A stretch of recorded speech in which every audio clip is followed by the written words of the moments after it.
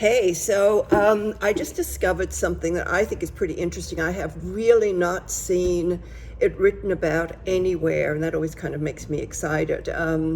But it also might mean that there's really nothing there, but I think there is. We've had a building that is a hotel, actually, that's a neighbor of ours on the Lower East Side, on the Bowery, and it was Sister City by Ace Hotel. So it had barely opened and just had barely gotten on its feet when the pandemic came. It became a homeless shelter, yada, yada, yada. The ACE walked away from it, and the developer was kind of stuck with, all this huge mortgage. You couldn't find any takers for it.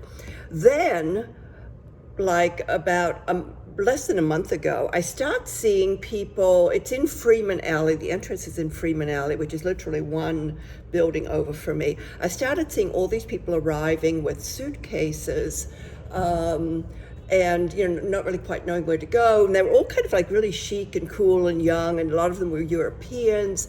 Anyway, so I explored and I found out that basically this is now an Airbnb hotel. And in the past it had always been that hotels were saying like, oh, Airbnb is going to kill us, da da da da da. But now, lo and behold, 15% of hotel rooms are actually being listed on Airbnb.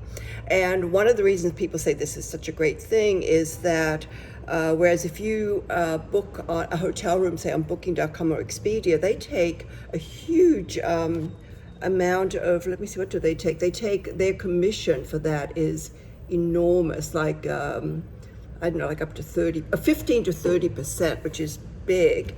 Anyway, so this is what hotels are doing, and I see this then, firsthand, and it's kind of cool. It's number 2 below in the blog. I think we're going to see way more of this. And then the other thing in this article, and I think the research came out of something that Forbes had written, was that especially millennials apparently prefer to stay in hotels over Airbnb homes. So this would be fantastic. So what's happening with the Sister City is that they had built onto this building sort of pretty fancy kind of rooms, and those were never turned over to the shelter, so they're all in good condition. They've got balconies and so forth, and that's what's being rented out, and it's very reasonable. It's like under $150.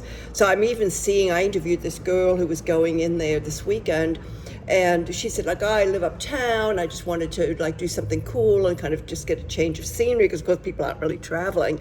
So it's very, I just think this is a really super cool idea, and I just think we're going to see, it's kind of like if you can't beat them, join them kind of thing. So I think hotels, we're going to see more hotels placing rooms on Airbnb, like when they've got like slow times and stuff. So look for more of that. And then also in terms of like, 'cause this is in Freeman Alley, also look for, this has become now sort of the mega center for cool shoots. Like this weekend, I was also in there, and this designer was there having this guy, photo shoot being done in there.